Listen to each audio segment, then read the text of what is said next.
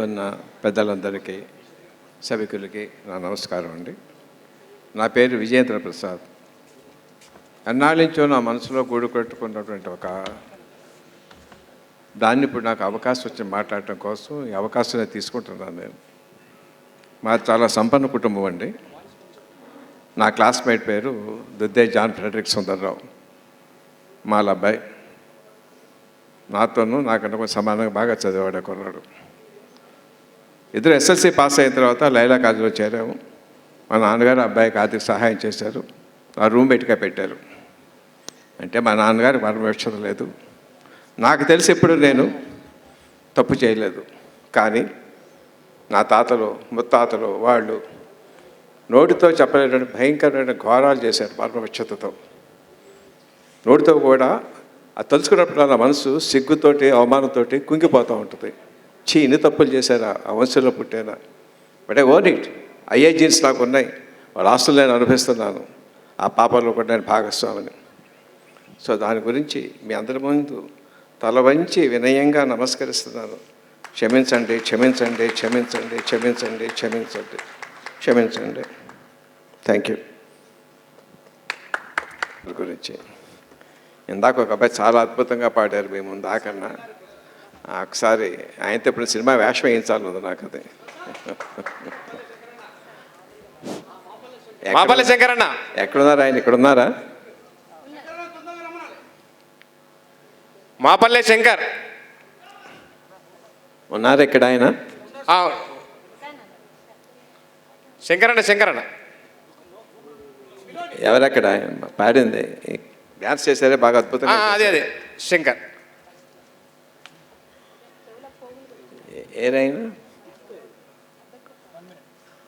లేరా? సరే.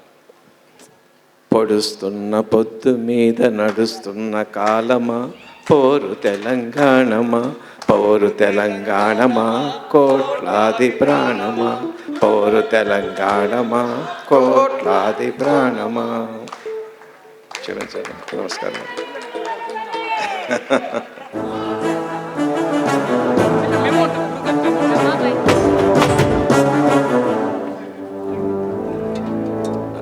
మాట్లాడచ్చు అండి. రమాబాయి గారి గురించి మాట్లాడమంటున్నారు. నా ఆఫీసులో ఒకే ఒక ఫోటో ఉందండి. అది అంబేద్కర్ గారిది.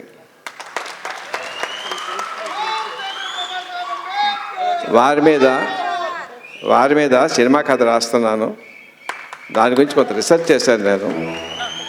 రమాబాయి గారి గురించి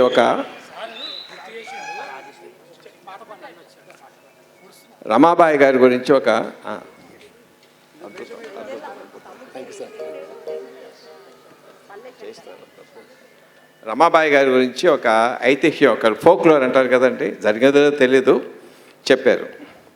అప్పుడు ఆవిడ వయసు 9 ఏళ్ళు, పెళ్ళప్పుడు ఆయనకి 14 ఏళ్ళు అంబేద్కర్ గారికి.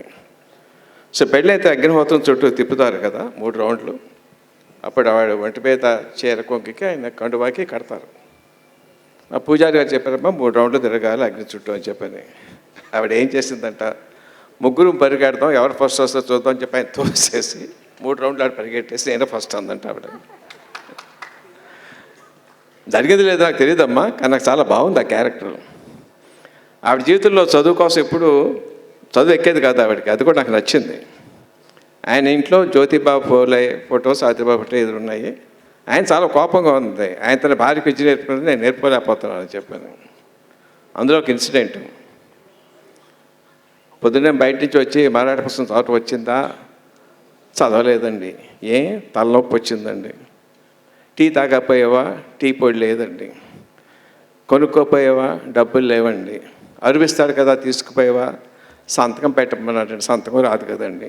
చదువు ఎగ్గొట్టడానికి వీడి కథ అనమాట అండి అది. That's how that sweetness I wanted.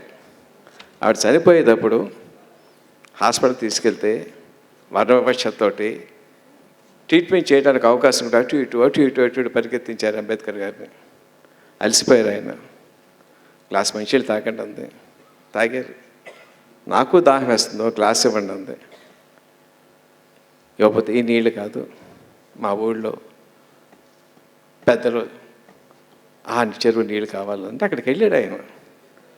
దళితులు తాగే చెరువుల నీళ్ళు ఒక ఎకరం, మురికిలు పెట్టి బైకులు పెట్టి ఉన్న నీళ్లు దూరంగా 7 ఎకరాల చెరువు ఉంది, స్పష్టంగా స్వచ్ఛంగా ఉన్న నీళ్లు. అక్కడికి వెళ్ళి ముచ్చుకోకపోతే తెలిసివాడు పరిగెత్తుకొచ్చాడు, బావగారు ఎప్పుడు వచ్చారు అంటాను. ఏంటి నీళ్ళు కావాలంటే వాడి చేతులు చూపించిన 2 చేతులు లేవు వాడికి.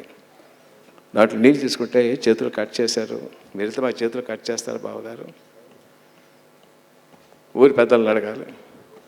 ఆ ఊరి దేశముఖ్ పెద్ద ఇల్లు, అప్పటికే లాయర్ చేస్తున్నాడు, కారు ఉంది, సంపాదన ఉంది, సూట్లో వెళ్ళాడు. అక్కడ కాపలావాడు ఎవరు వచ్చారు, ఎందుకు వచ్చారయ్యా, దేశముఖ్ గారితో పని ఉంది. ఏం పని అయ్యా, చెరువులో నీళ్ళు కావాలి, గ్లాస్ నీళ్ళు తీసు, పర్మిషన్ ఎందుకు అంటే క్షమించండి, ఇక్కడ ఐఎమ్ యూజింగ్ అన్పార్మెంటల్ వర్డ్ కథా సందర్భంగా. నేను దళితుడినాయా అన్నాడు. మహర్సాల ఒకసారి దిగిపోయింది. ఇలాగ వెళ్దామని ప్యాంట్ తీ, కోట్ తీ, చెప్పులు తీ. ఎవరు తెలిసి గోచి పెట్టించాడు ఆయనతోటి, డబల్ డాక్టరేట్ పుచ్చుకున్నటువంటి గొప్ప విద్యావంతుడితోటి. భార్యకి ఇచ్చిన మాట కోసం వెళ్తే వాడు అందరూ నీళ్ళలో ఉన్నారు, ఆయన ఎండే రాతి మీద ఉన్నారు ఆయన. క్యా సాలా క్యా చాయ్ హై తుమ్కో, ఆ చెరువులో గ్లాస్ నీళ్ళు కావాలి. నైదైతే మహర్సాలకు నైదైతే సార్ క్షమించండి, అన్పార్లమెంటరీ లాంగ్వేజ్ కథపరంగా మాట్లాడు తప్ప నా ఉద్దేశం అది కాదమ్మా. నైదైతే కానీ ఒకే ఒకసారి పోయి అంటరాందరం పట్టించుకోం. ఎప్పుడో తెలుసా, మీ ఆడవాడు మా పక్కలో పడుకున్నప్పుడు స్నానం చేస్తాం, పోయింది అనుకుంటాం. ఇక్కడ ఇంతమంది ఉన్నాం, మాలో ఎవరిలో ఉన్నా నీ పనులు కానీ మీ ఆడ పనులు కానీ కనిపిస్తున్నాయి చెప్పు, తీసుకెళ్ళచ్చు. భరిస్తున్నాడు ఆయన వారికి ఇచ్చిన మాట కోసం. దగ్గరికి నడిచి వస్తాడు, చెమట పడుతుంది ఆయనకి, ఎండలో ఉన్నాడు, కింద గొచ్చు కాలుతుంది. అరే చాలా వీడికి బాగా దాహం వేస్తున్నట్టు ఉందరా, పక్క జనం ఉన్నారు తైనాతి వాళ్ళు. ఉప్పు నీళ్ళైనా పట్టించుకోం కదా, తాగాలి కదా, పంట పెట్టి. అవును సార్ సముద్రం నీళ్ళు కూడా తాగాలి కదా. అవును సార్, మరి సముద్రం లేదు కానీ అలాంటి నీళ్ళు ఉన్నాయని చెప్పి పంచి గ్లాస్ పెట్టి వచ్చిపోసాడు, మొహం మీద పోసాడు. పిలో భరించాడు. 2 రోజుల భార్య మనుషులు తాగలేదు, దీన్ని పట్టుకొస్తాడని చెప్పాను. వాడి చేతితో దిగాడు ఆయన. అర్థమైంది. రమా, నన్ను చూస్తే కోపం వస్తుందా, బాధ వస్తుందా? లేదండి, మీలో పట్టుదల కనిపిస్తుంది. ఏదో రోజు మీరంటే ఒక దేశానికి తెలుస్తుంది, నాకు తెలుస్తుంది. నేను చనిపోయిన తర్వాత నన్ను తగలబెట్టద్దండి, పూడ్చిపెట్టండి, ఓ మొక్క మాటండి, ఏదో ఆ చెరువు నీళ్ళు తీసుకొచ్చి అక్కడ పోయండి. అప్పుడు స్టార్ట్ అయింది ఆయన పోరాటం నీళ్ళ కోసం. అప్పుడు అర్థమైంది ఆయనకి,